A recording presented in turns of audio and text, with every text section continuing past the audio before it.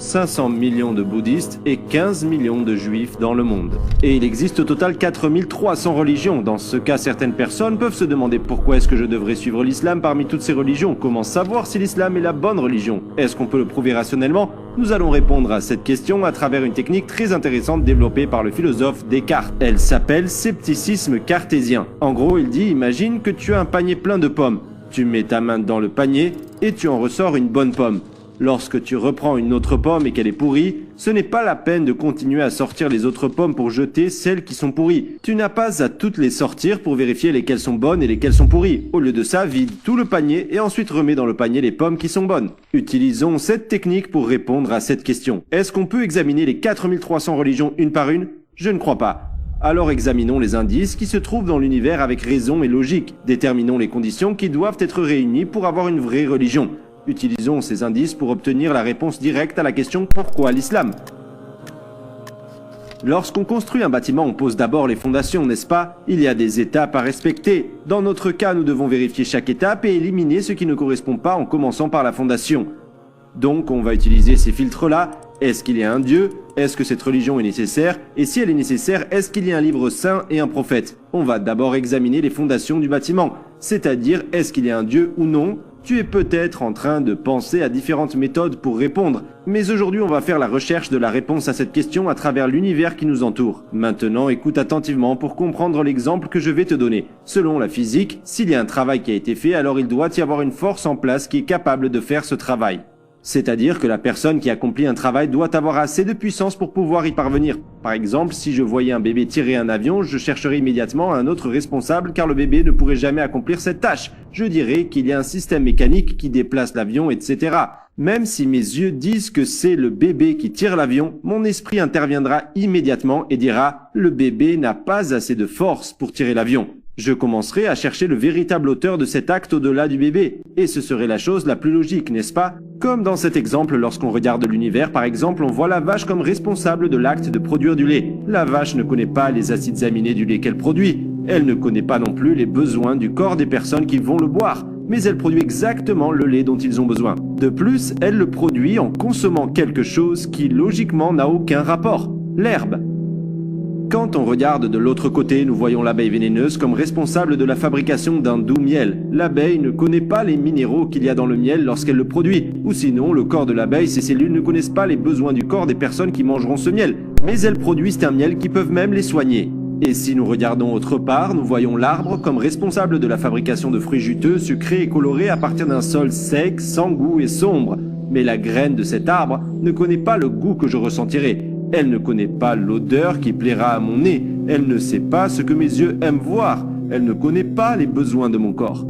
Alors qu'elle n'était qu'une simple graine sans goût ni odeur, des centaines de fruits qui ont un goût qui plaît à ma langue, une odeur qui plaît à mon nez, une beauté qui plaît à mes yeux et de nombreux bienfaits pour mon corps. À ce moment précis, mon cerveau se met tout de suite en marche et me dit que ces entités qui ont l'air de faire tout ça n'ont pas les compétences nécessaires pour accomplir ces tâches. En fait, c'est très intéressant, il y a des êtres qui donnent à d'autres des choses qu'ils n'ont pas. Mais normalement, c'est impossible. Prenons cet exemple. Supposons que le tissu que je tiens dans ma main soit un rideau et que tu ne me vois pas. Ce rideau prend un stylo et écrit ici un poème, il fait des dessins. Tout le monde dirait que c'est le rideau qui manie le stylo, mais la logique veut que l'on pense qu'il y ait une force derrière ce tissu, derrière cette cause apparente. Comme dans cet exemple, tous les actes que nous avons montrés nous amènent à penser à un créateur qui contrôle ces choses depuis les coulisses. Si nous sommes capables de comprendre pleinement ces exemples, alors nous pouvons voir avec les yeux de notre esprit qu'il y a un créateur, quelqu'un qui nous connaît, qui agit depuis les coulisses et fait en sorte que toutes ces choses se produisent selon nos besoins. Maintenant, si la première étape est validée, les religions telles que le bouddhisme, le jaïnisme, les croyances philosophiques comme l'athéisme, l'agnosticisme, le naturalisme et le scepticisme sont éliminées. Parce qu'il y a sûrement un créateur, peu importe son nom. Maintenant, on va passer à la deuxième étape. Ici, on va utiliser la méthode de la comparaison de la science de la logique. Écoutez attentivement. Quand on regarde autour de nous, nous constatons qu'il y a une règle qui s'applique partout et dans tous les cas. S'il y a une œuvre, un résultat devant nous, c'est celui qui l'a fait qui la connaît le mieux.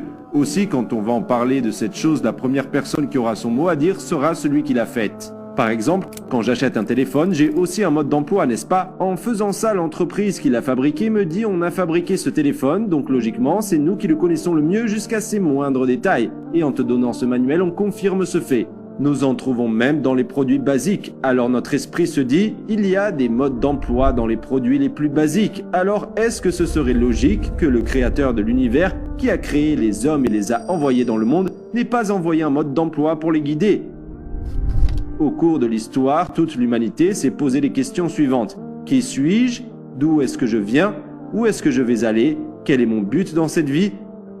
Est-ce que c'est possible que le Créateur me donne une conscience pour que je puisse me poser ces questions, mais ne me donne pas un message qui contienne les réponses à ces dernières? Bien sûr qu'il ne nous laissera pas perdus sans information, il communiquera, nous mettra au courant de ses désirs et nous enverra un guide qui nous indiquera le chemin à suivre. Alors on comprendra que la religion qu'on cherche doit être basée sur un livre. Il doit y avoir un guide, un manuel. Et grâce à la deuxième étape, on élimine les religions comme le shintoïsme ou des croyances comme l'yétisme, le panthéisme et le nihilisme.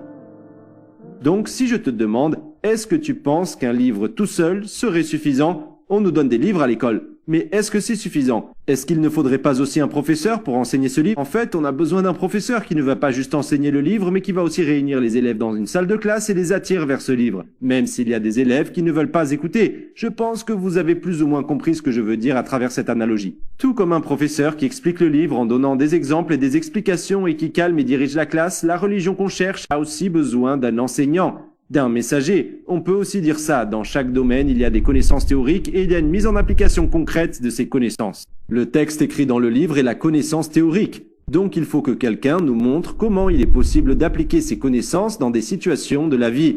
Quand une personne demande comment est-ce que je peux vivre en accord avec le but de ma vie, en accord avec le guide de ma vie, il a besoin de suivre un modèle qui montre comment il faut faire pour qu'il puisse le faire lui-même.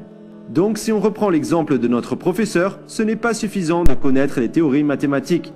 Il faut aussi voir et apprendre comment les appliquer et comment les utiliser. Est-ce que vous pensez qu'il ne serait pas plus logique d'avoir un prophète qui occupe une position de leader? En fait, il y a des exemples de ce genre même dans le règne animal. Par exemple, quand on regarde une ruche, on voit une colonie qui vit en communauté et qui a un but commun. Une reine a été désignée comme chef de cette société. Ou encore, si on voit une colonie de fourmis qui a un but commun, alors on aura une reine fourmi. Est-ce que ce serait logique qu'Allah, qui donne des chefs et des guides à ses animaux, ne donnerait pas ce genre de chefs aux humains? On parle de l'humanité, les êtres vivants les plus précieux, bien plus précieux que les fourmis et les abeilles. Allah a créé des centaines de saveurs pour la petite langue de l'homme. Est-ce que c'est possible qu'il laisse l'humanité perdue, sans but et sans finalité? Est-ce que ce serait logique qu'il ne les guide pas en envoyant un messager? Si on a bien compris cet exemple, alors avec cette troisième étape, on a éliminé les religions comme l'hindouisme, le Kawadisme, la religion druze qui ne croit en aucun prophète. Laisse-moi aussi souligner le fait que la religion qu'on cherche doit aussi parler des miracles des prophètes. On a dit au début qu'il y a 4300 religions dans le monde. En appliquant ces trois critères et en filtrant toutes les religions et les croyances philosophiques auxquelles on a accès, il ne nous reste que 3 religions. Le christianisme, le judaïsme et l'islam. Elles contiennent toutes le concept de créateur, du livre saint et de la prophétie. Maintenant, je veux attirer ton attention sur ça. Le fait que ces 3 religions sont passées à travers toutes ces étapes montre que leurs fondements sont basés sur la vérité. Quand on regarde le judaïsme, on voit que la figure principale est Moïse. Et dans le christianisme, la figure principale est Jésus. Que la paix soit sur eux tous. Bien que les enseignements de ces 2 grands prophètes sont aujourd'hui corrompus dans ces 2 religions, ce qu'ils ont apporté à la base, c'était la vérité. Le point commun de ces 2 religions est qu'elles n'acceptent pas le prophète Mohammed comme véritable messager. Mais l'islam dit que le prophète Mohammed est le dernier messager d'Allah et que Jésus et Moïse étaient aussi ses messagers. En se basant sur ça, on peut conclure que si on peut trouver que le prophète Mohammed est un véritable messager, alors on aura prouvé que l'islam est la seule vraie religion et que Moïse et Jésus sont venus pour délivrer le même message d'Allah.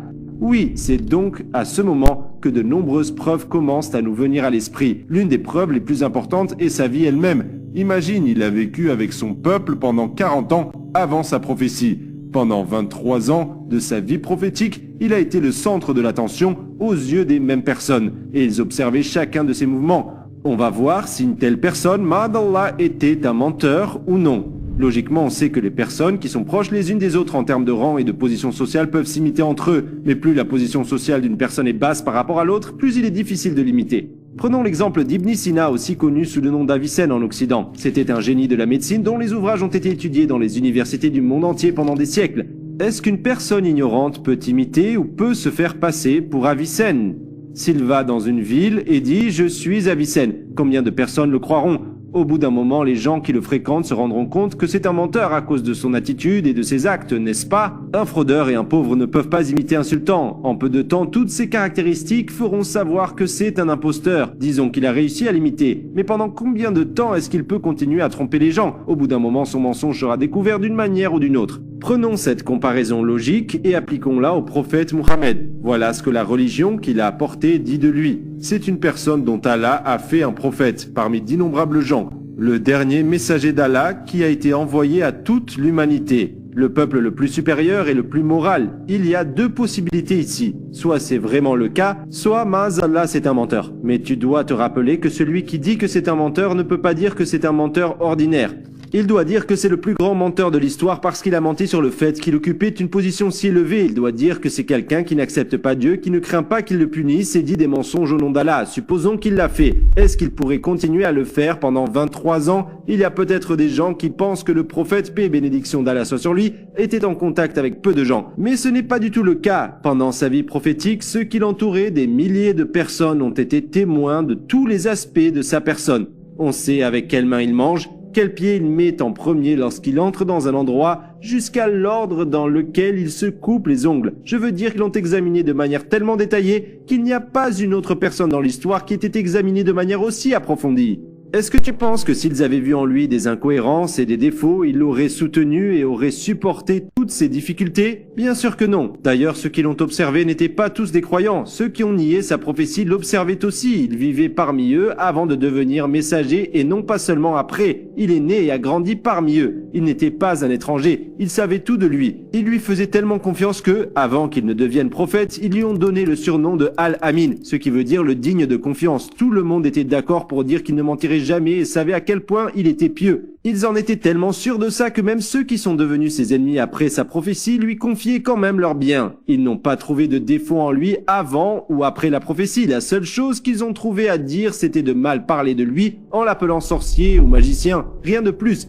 Une personne qui voudrait mentir doit pouvoir en tirer un avantage matériel, n'est-ce pas? Mais il n'y avait aucun avantage à ce qu'il faisait. Au contraire, il ne s'est exposé qu'à des difficultés. Il jeûnait pendant des jours. Parfois, il jeûnait sans sourd niftar à cause de la pauvreté. Aïcha dit, parfois on ne cuisinait pas dans sa maison pendant 2 mois. Il mangeait des choses comme des dattes. Il prie, il fait la salat pendant des heures la nuit. C'est quoi la prière du Tahajjud? Est-ce que c'est quand on se réveille pendant le dernier tiers de la nuit et on prie? Pour les musulmans, cette prière est sunna, c'est-à-dire facultative. Mais pour le prophète, elle était farde, obligatoire. Pourquoi est-ce qu'il s'efforcerait pendant la nuit, pendant que personne ne le voit? Pour un mensonge, il suit une religion qu'il porte depuis 23 ans mieux que quiconque, vénère plus que quiconque, il fait attention à ne pas commettre de péché plus que quiconque. Est-ce que le meilleur menteur du monde pourrait avoir ne serait-ce qu'un peu de ces caractéristiques? Il est où l'avantage dans tout ça? Est-ce qu'il fait ça pour le statut social, pour l'argent, pour les femmes? Toutes ces choses lui ont été offertes par ses ennemis, et la réponse qu'il donnait était toujours la même. Si vous mettez le soleil dans la main droite et la lune dans la main gauche, je n'abandonnerai pas cette cause. Ceux qui disaient c'était « mon combat ne vise aucun avantage mondain ». Si vous me donniez non seulement ces choses, mais le monde entier, même la lune et le soleil, je n'abandonnerai pas. Il a reçu des menaces de mort toute sa vie. On a essayé de l'assassiner plusieurs fois, sans succès. Personne n'a réussi. Et il mourut dans son lit. Pourquoi est-ce qu'il s'exposerait à tout ça? Pour un mensonge? Pourquoi est-ce qu'il l'aurait supporté des lapidations, des malédictions et des insultes? Beaucoup de choses peuvent être comptées comme preuve de sa prophétie. Mais la plus importante, c'est sa propre vie. La façon dont il s'est comporté suffit amplement à prouver sa prophétie. Comme on l'a dit au début, soit elle disait la vérité, soit Mazdallah c'était un menteur. Si on nous demandait est-ce que c'était un menteur, ou bien est-ce que c'est celui qui le traite de menteur qui est le vrai menteur, est-ce que vous pensez qu'il serait nécessaire de répondre à cette question? Quand on analyse toutes ces choses, on finit par trouver la vérité que l'on a cherchée toute notre vie. C'est-à-dire que le créateur qu'on cherche, c'est Allah. Le livre qu'on cherche est le Saint-Coran. Et le prophète qu'on cherche est le prophète Mohammed. Rappelle-toi de ce qu'on a demandé au début. Pourquoi l'islam parmi 4300 religions?